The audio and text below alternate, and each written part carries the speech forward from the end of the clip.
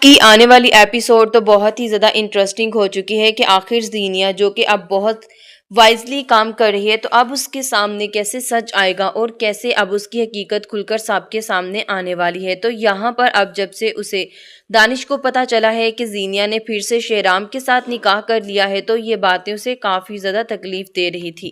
وہ سوچتا ہے کہ آخر کیسے شہرام اس کے ہاتھوں پھر سے بیوقوف بن سکتا ہے، اور زینیا تم مجھے برباد کر کے کیسے آباد رہ سکتی ہو؟ تمہیں لگتا ہے کہ میں تمہیں کبھی بھی آباد رہنے دوں گا؟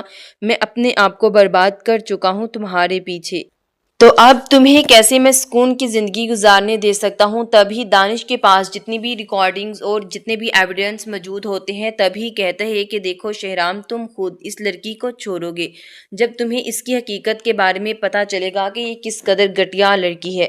یہاں پر اب جیسے ہی وہ سوچتا ہے کہ اسے یہ سب کچھ کرنا چاہیے یا نہیں چاہیے، لیکن فیروز بھی ان سب باتوں کو لے کر کافی زیادہ اپسیٹ ہوتا ہے کہ آخر فریال کے ساتھ یہ سب کچھ کیسے ہوا۔ وہ فریال کے لیے کچھ کرنا چاہتا تھا، اسی لیے جب دانش اسے ساری حقیقت بتاتا ہے تو فریال کے بارے میں کہتا ہے کہ اب تم میری ہیلپ کرو گے اور تم یہ سب کچھ شہرام کو ٹرانسفر کرو گے تاکہ اسے زینیا کی حقیقت کے بارے میں پتہ چل سکے کہ زینیا کس طرح اسے یہ سب کچھ کرنے کے لیے مجبور کرتی رہی ملازمہ کو۔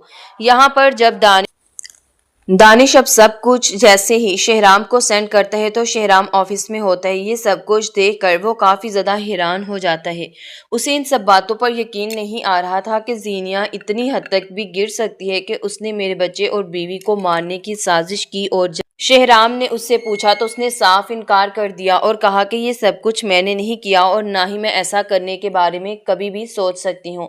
یقیناً آپ کو کوئی غلط فہمی ہوئی ہے۔ اب یہاں پر شہرام جب سارے ریزلٹ اسے دکھاتا ہے اور کہتا ہے کہ یہ دیکھو تمہاری ساری ریکارڈنگ، تمہارے خلاف سارے ثبوت میرے پاس موجود ہے، تو یہ دیکھ کر آپ زینیا کو غصہ آ رہا ہوتا ہے اور کہتی ہے کہ دانش یہ سب کچھ مجھ سے بدلہ لینے کے لیے کر رہے ہیں۔ شہرام، آپ اس بات کو کیوں نہیں سمجھ رہے؟ شہرام یہ بات سن کر کہتے ہیں کہ تم نے یہ سب کچھ کیا ہے تو اس کے پاس یہ سب کچھ موجود۔ شہرام اسے کہتا ہے کہ زینیا، میں تمہیں ان سب کے لیے کبھی بھی معاف نہیں کر سکتا۔ اب جو تمہارے ساتھ ہوگا تم اس کی ذمہ دار خود ہو۔ یہ بات سن کر زینیا سب سے معافی مانگتی ہے اور کہتی ہے کہ شہرام لیکن شہرام زینیا سے کہتا ہے کہ زینیا، میں تمہیں طلاق کبھی بھی نہیں دوں گا، لیکن اس گھر میں رہ کر بھی تم میرے لیے ہی تڑپو گی۔ یہ بات سن کر کہتی ہے کہ میں جانتی ہوں شہرام کہ میں نے جو بھی کیا، میں مانتی ہوں کہ وہ بہت غلط تھا، لیکن آپ بھی تو سوچیں کہ یہ سب کچھ میں کیوں کر رہی تھی، کیونکہ میں آپ کو حاصل کرنا چاہتی تھی۔ شہرام یہ باتیں سن کر